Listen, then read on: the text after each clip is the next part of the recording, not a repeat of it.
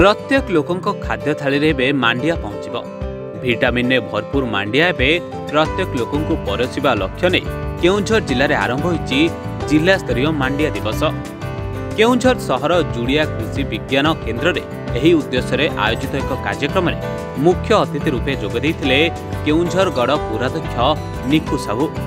एठारे महिला स्वयं सहायता गोष्ठी मानक द्वारा मांडिया रे प्रस्तुत विभिन्न प्रकार सुस्वाद व्यंजन प्रदर्शित होइतिला। एथि सहित विभिन्न प्रकार मांडिया एवं एबे विलुप्त प्राय विभिन्न खाद्य शस्य मध्य प्रदर्शित होइतिला। पूर्वरु लोक माने मांडिया खाई सुस्थ जीवन यापन करथिले। एही वार्ता एबे लोकंको निकटरे पहुंचाइबा सहित मांडिया चाषी को अधिक मांडिया चाष पई सरकार प्रोत्साहन जोगाई देउथिबा कहिसंती जिला मुख्य कृषि अधिकारी। प्रथमे तो आम जिला स्तरीय मांडिया दिवस जोटा आज पालित होची सेतिर समस्त को अभिनंदन और शुभेच्छा जणैबी। एबे आमे समस्त प्रगति करूचंती हेल्दी लाइफस्टाइल केमती आमे माने पाई परिबा। तो मांडिया को अधिक रु अधिक लोक एबे चाहिलेनी समस्ते निजर खाइबा किछि किछि हैबिट भी चेंज करलेनी।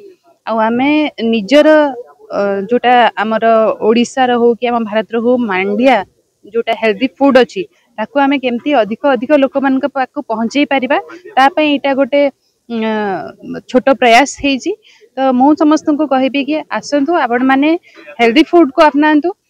सबु वेराइटी अच्छी एबे इथर स्टॉल लागि जे सबुतिर विभिन्न प्रकार बड़ा जिलेबी आ केक मध्य से माने करिसंती। तो भौणी मान का पे एटा गोटे सशक्तिकरण रो माध्यम आमे अधिक से मान को एनकरेज करिबा आ आमर विकसित भारत पथ को आगे नहीं जावा। आज आमर जिला स्तरीय मांडिया दिवस 2025 वर्ष पई यार अभिमुख्य होची बा ए वर्षर जो थीम अच्छी जे जैव विविधता को केंदी महिला मान द्वारा संरक्षण एवं ताकू प्रचार प्रसार करा जाउची एवं ता संगरे अपन एग्रीकल्चर हेरिटेज बा कृषि जो आपनकर हेरिटेज ताकू केंदी महिला मान द्वारा संरक्षण एवं प्रचार ताकू बेस करके वर्ष थीम रखा है agriculture heritage and activities of women in agriculture.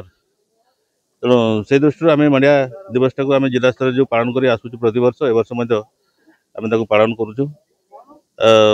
आमर मुख्य हूँ लोकों प्लेट लोकों खाद्य जो स्टाइल बर्तमान बदली गलानी मांडिया चाहिदा को लोकलोचन को आने लोक मान थाड़ी को आम पहुँचाई गोटे छोट प्रयास। एसबू जिन कराया आमको एरिया बढ़ाया पड़ो आमको प्रोडक्शन बढ़ाया पड़ो प्रचार प्रचार माध्यम प्रचार प्रसार माध्यम आपण मानक माने जो सचेतन आपण मानक रोल है बहुत बड़ भूमिका रोचे केमती कि आपण माने लोगों को माने